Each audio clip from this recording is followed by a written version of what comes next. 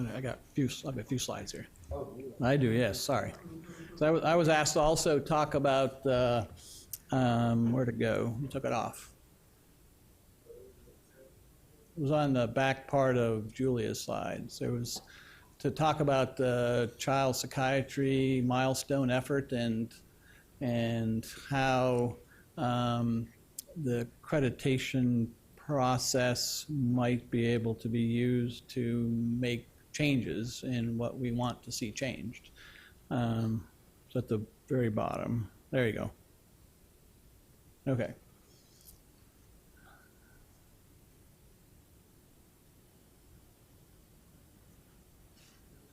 Okay. Yeah, so this real quickly, this is how this all began. There was a lot of pressure from outside GME to make change. There was public expectations.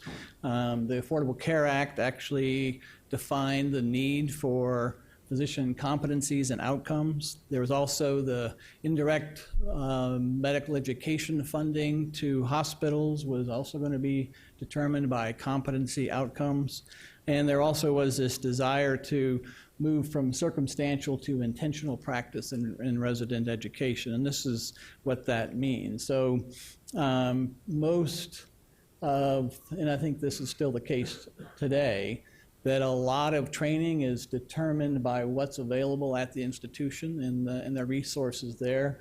That the goal with the milestones was to move away from this idiosyncratic experience of training. And if you're training in child psychiatry in Nebraska, it might be different than being trained in Boston, for example. So this is what they were trying to go away from, circumstantial practice to deliberate practice, which was the milestone competencies that define what you want to see in a resident, and then you design an experience, and then you hopefully see that they reach that. And you devise national tools to track these outcomes, and you have some external accountability for the outcomes, which is ACGME, which is there also is something called the ADS, which I forget what actually that stands for, but basically every 6 months, as Julia was mentioned, we send in the subcompetency ratings for each resident in all the programs across the country. So the hope is that that becomes a deliberative practice, and it anticipates change in the delivery system. Our group earlier today was talking about how slow and tedious some of these accreditation organizations are in making changes. The hope is with the new milestones and that pathway that there'll be more rapid ability to make changes. And there's even talk of milestones 2.0 that's being worked on currently. So in child psychiatry, which I was the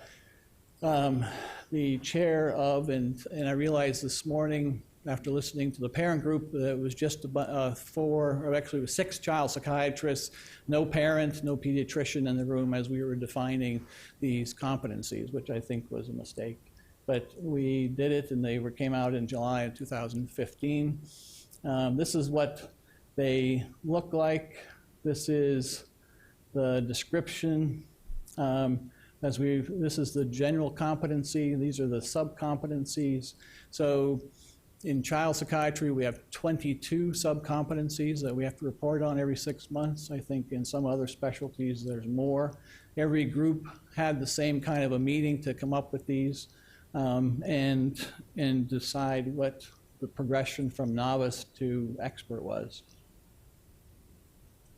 So the one thing I just wanted to mention was we have a fair amount of developmental and family threads in our patient care evaluation, basically starting with somebody who's coming in as a first-year fellow who can talk to adolescents pretty easily with less complex issues, and then you move up to being able to acquire efficient, accurate, thorough, relevant history for preschool, school age, and adolescent patients, customized to each patient's complaint. So you can see that we did 22 of these sub-competencies trying to define these progressions, and it took quite a bit of effort.